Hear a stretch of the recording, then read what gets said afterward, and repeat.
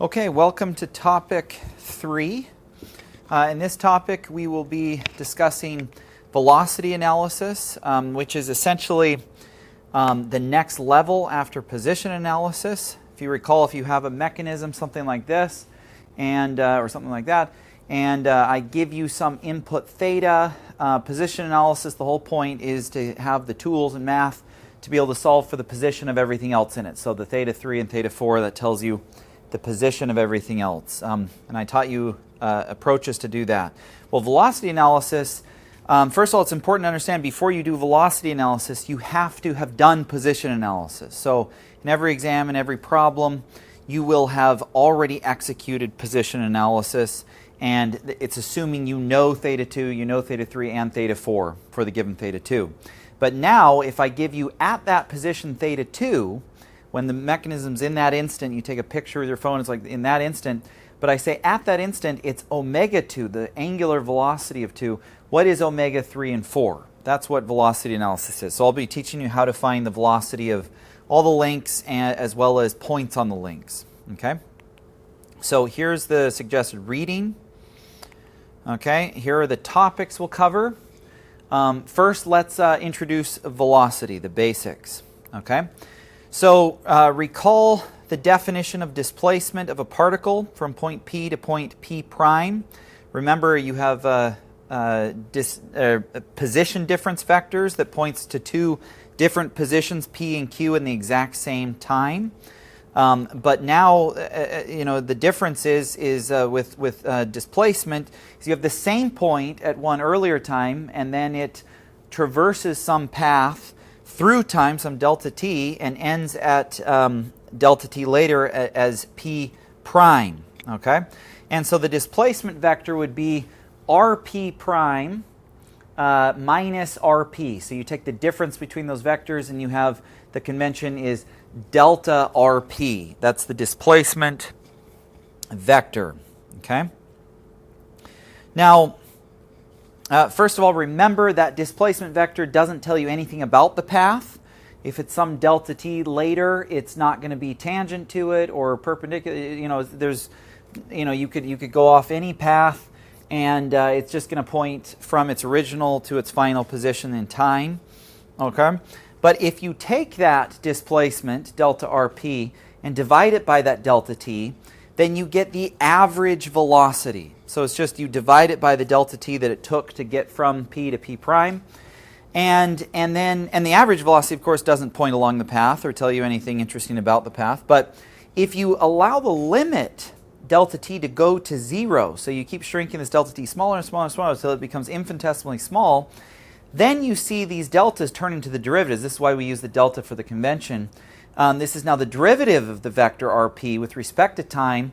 And now you can see p prime gets closer and closer and closer until finally, when you take the difference of them when it's infinitesimally small, you get the instantaneous velocity at that point p. And that velocity indeed does point always tangent to the path. So you can it's always going to be pointing. If you're at that point, it's always tangent to it, telling you the direction you're going in with that velocity or speed. Now remember, its velocity is a vector, so it has a speed, which is its magnitude, and it also has a direction because it's a vector. And the direction will always be tangent to the path, okay?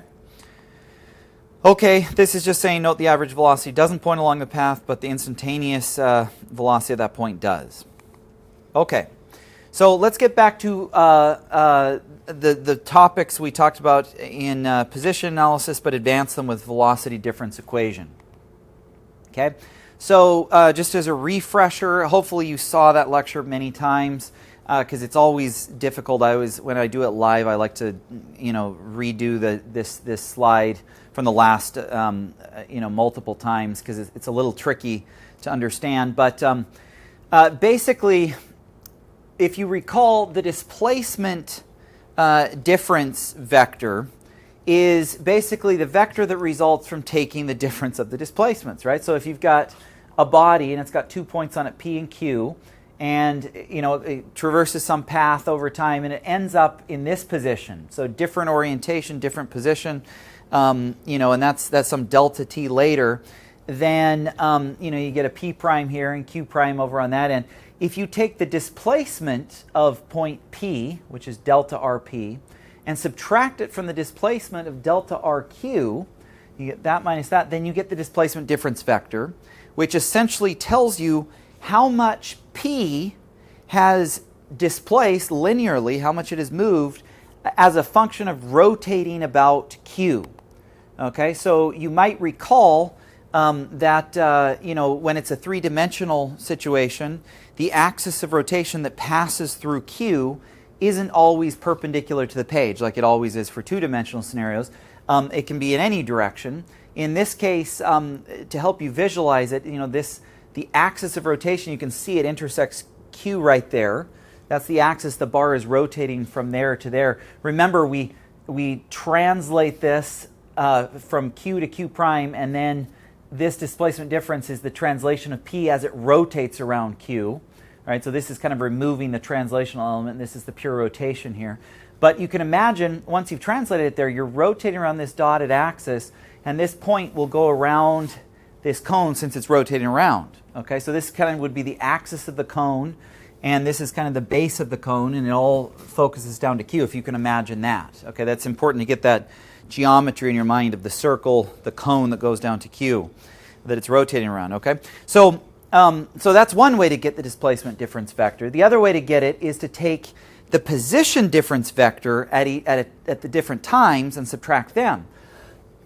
So this is R prime PQ, that's the displacement difference between P prime and Q, and you subtract that from R PQ at the delta t earlier, and you get this minus this, and you can see it's the exact same thing. So you can arrive at the displacement difference vector through two different ways, subtracting the displacements and subtracting the position difference vectors. Okay, but just as a reminder, it's very important to understand this is the translation of P caused by the rotation about Q. Once we've removed the translation from here to there. Okay, and that's just the order. If you had subtracted them in a different order, delta RQ minus delta RP, it would be delta RQP, and you would translate P and rotate around Q, and the displacement difference would be the displacement of Q caused by the rotation about P. Okay, so I just basically re-gave the last topic's lecture, but just rebooting you here. Okay, so now we're going to point out some interesting geometries here. Okay, so remember I told you this is a cone, okay, where this is the base of the cone, it's a circle, and this point P is kind of rotating around it, where Q is the axis. Okay, so we're going to define this, which is the radius of the circle. It points from P, the center of the circle, to P prime and P, or P star actually, because that's, I guess P is technically here, but that's the P star. Okay, and we're going to define the angle between these as delta theta. Okay, how much it's rotated around the axis that passes through Q prime, right? So, okay, so now we're going to define something with respect to this. So if that's how much it's rotated, and remember, it doesn't even matter if you think of it, the translational component here first. If it just goes from there to there without thinking of translation, everything in that has rotated by this delta theta, if you think about it. If it went through some weird path, but it started there, ended there, the entire thing is rotated a delta theta. Okay? And if you divide that delta theta by delta t, the time it took to get from here to there and basically rotate from here to there, or move this point from there to there, right? It's all the same delta t. Then that would be the average angular velocity. Okay, and if we again, that average angular velocity doesn't point, the average angular velocity there is going to be a vector that has the magnitude of delta theta divided by delta t, but it's going to point in the direction along the red axis. So you take, it's like the right-hand rule, and you can go from the initial to the final, and it would go there, okay? Because you follow your fingers around the direction of theta to find the direction of omega there. Average angular, okay? Now, as delta t approaches 0, again, then these triangles go to d's for derivative. This time becomes infinitesimally small, and you could imagine this point wouldn't get that far. It would start getting smaller and smaller, closer to here, and that would be the instantaneous angular velocity, okay? Right at the point before it starts rotating, right? Okay, and again, its magnitude is the derivative of theta with respect to time, and its direction is dictated by the right-hand rule, the direction it's rotating, right? Okay, but I'm just showing this as a scalar here, but this is the vector, right?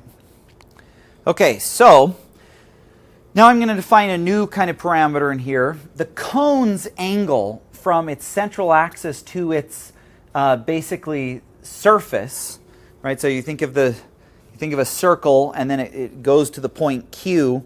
Basically, from the edge of that cylinder, or that cone, to its red axis through Q, that angle is phi there. Okay, so just keep that in mind. We'll use that. And notice this, displacement difference in the prime frame, the delta t later frame, is along the wall of that cone, as well as this dotted one, okay? So it's sweeping around that circle, okay? So let's define the displacement difference vector, the magnitude of it, okay? Delta r pq. Notice it's not bold because we're finding the magnitude. We're basically finding this length, how much this point has displaced caused by rotation about q. Okay, well, we could define it like this, okay? And this one's a little tricky to see. What you do is you take delta theta, which is this, divide it by 2, so you have half that angle. Take the sine of it, and you're basically taking, since it's cut in half, you take that length, which is half the length of what you're interested in, divided by that length, okay? And then if we times that by this length, then we're just going to get that amount, okay? And so the question is, well, what is this length? What is the radius of the cone? Well, it's RPQ, which is this distance or that distance, right? It's the distance from P to Q in any time frame, right? That's the length of the side of the cone from its tip to the edge of the circle. And you times it by sine phi, this new thing I defined, which is basically the radius divided by that length. So if you times it by that length, you get the radius. So can you see how everything in these parentheses, RPQ sine phi, is the radius? So if you times that by sine half of delta theta, you're going to get that length divided by that times that length. It gets rid of it, so you have that. And that's why you have to times by 2 to get this full thing. Okay, so hopefully, if you didn't follow my logic there, stare at it and you can derive that this statement is indeed true. Okay, all right, so for small motions, meaning if delta theta starts approaching infinitely small, remember if we want the instantaneous angular velocity at at some point, we have to shrink the delta t to 0, and with it the delta theta is going to shrink. If this gets small enough, then do you remember this relationship from math that sine of a small theta is essentially equal to that theta? It's an approximation. It's never exactly true, but it's an approximation. And it becomes more true as theta gets small. Okay, and so with that in mind, you could just say, well, look, if this is true, sine, first of all, this delta theta is pretty small, especially if it's shrinking to really small, but it's also divided by 2, so that makes it even smaller, so you might as well just get rid of the sine, and now you have 2 times this, delta theta divided by 2, so the 2's cancel, and now you have delta theta times this stuff, RPQ sine phi. Okay, so that's an approximation as delta theta becomes small. All right, and then recognizing that phi is the angle between omega and RPQ. Remember, phi is the angle between omega, which is along the direction of the red dotted line, and RPQ there. That's the angle between there. And recall the definition of cross product. You can see right here, remember a cross product, when you take the cross product of two things, you take the magnitude of both things, times them together, and times sine the angle between the two. Well, look, this looks familiar. This is the magnitude of this vector, right? Well, I guess not the omega yet, but if you take this both sides and divide it by delta t, okay, so now you have delta RPQ divided by delta t like this, okay? Then you have to divide both sides by delta t, and now you have delta theta divided by delta t, which, as you recall, as the limit of delta t goes to 0, as things get smaller and you give it a smaller time, once this essentially approaches 0, what you get is this delta theta divided by delta t becomes omega. And you can see it's basically omega cross RPQ. If these are the vectors, then you take the magnitude, which is there, divided by delta t, times the magnitude of that which is there, times sine the angle between the two. So hopefully you can see that if I divide this by delta t and let the delta t approach infinitely small, then you will essentially get the magnitude of the cross product of these vectors here. Okay? And we also create a new vector. Instead of this being the displacement difference vector, notice it's bold here when we divide by delta t and shrink this to 0. So this becomes a derivative. You take the derivative of the displacement difference vector, the position difference, RPQ, then essentially what you get with respect to time, then you get a new vector called the velocity difference vector. Okay? So again, I'll say it again. By taking the displacement difference vector and dividing it by delta t and shrinking it down, you get a new vector called the velocity difference vector, which is the same thing as taking the derivative of the position difference vector, RPQ, with respect to t. And that is also the same thing as taking the omega vector, angular velocity, instantaneous angular velocity, cross product with the displacement, the position difference vector, RPQ.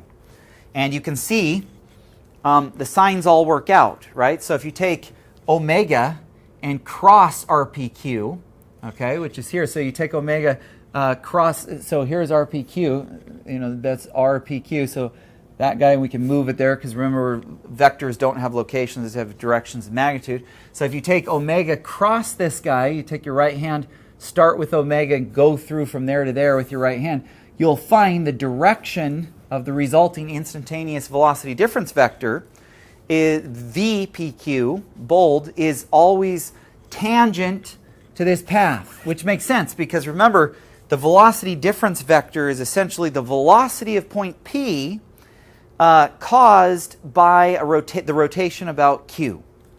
Okay? So if this guy moved from here to here over some path, it started here, and there's some delta t later, if we assume that delta t approaches infinitely small to 0, right, then, so it couldn't get too terribly far, right, then we're basically finding the velocity of, instantaneous velocity of P caused by the rotation about Q. Okay? Okay, and this, you could see this guy's not pointing tangent to the path, but as it gets smaller, delta t, it becomes tangent, just like all velocities are tangent to their path, which is that circle there. Okay? Okay, so this leads us to an extremely important equation. Okay? So if you want to find, say you start with a bar and it has 2 points on it in the same time, right, P and Q, and then some delta t later, you move to there, and you're at in the prime frame, some delta t later, right? Then say you have the velocity of Q, but you want to know the velocity of P, and you have the omega. Well, what you do is you take the velocity of Q, which is basically the linear component. Remember, this guy basically translates up and then rotates about. And the translation velocity of Q, and pretty much every point along here, would be VQ, okay, if you want to take the translational part out of it. And then the VPQ, the new velocity difference vector, is essentially the velocity of P caused solely by the rotation about Q. Okay, so if you take VQ, okay, and then you add it to that, you basically get the velocity of P moving up, and then the velocity of P rotating about Q. And that'll get the total velocity of P at that instant. Okay, and so you could write it like this, or you could write it VQ plus omega cross RPQ, which is the position difference vector. Okay, so if you have 2 points, you have the position difference vector. If you have the velocity of one of the points, you can add that to omega, the angular velocity, if you have that vector, cross RPQ, and it will get the velocity of P. So it's basically, if you have the velocity of one point and you're marching to another point, and you want to know the velocity of the other point, and you know the angular velocity of that body, you use this equation to go from that velocity you know to that velocity you want to calculate. And remember, for two-dimensional scenarios, the omega always points perpendicular to the board, either in or out of the page, but never in the page, not in the two-dimensional land, okay? So along the z-axis. Okay, and also remember, it just, omega bold only provides information about the magnitude of the rotation, the speed, the angular velocity, or the angular speed, and then the direction, which is always z, right? It doesn't have a location. There's not a particular, it's not telling you what axis this is rotating around to get from there to there. It's just telling you that it rotated this many degrees in some delta t, okay? Okay, so, and you might want to go rewatch that again because it's a little confusing, but that's a very roundabout way. I'd like you to understand the derivation to convince you that in 2 and 3D scenarios, how you can find the velocity from one point to the next point if you have the angular velocity. And I'll stop it here.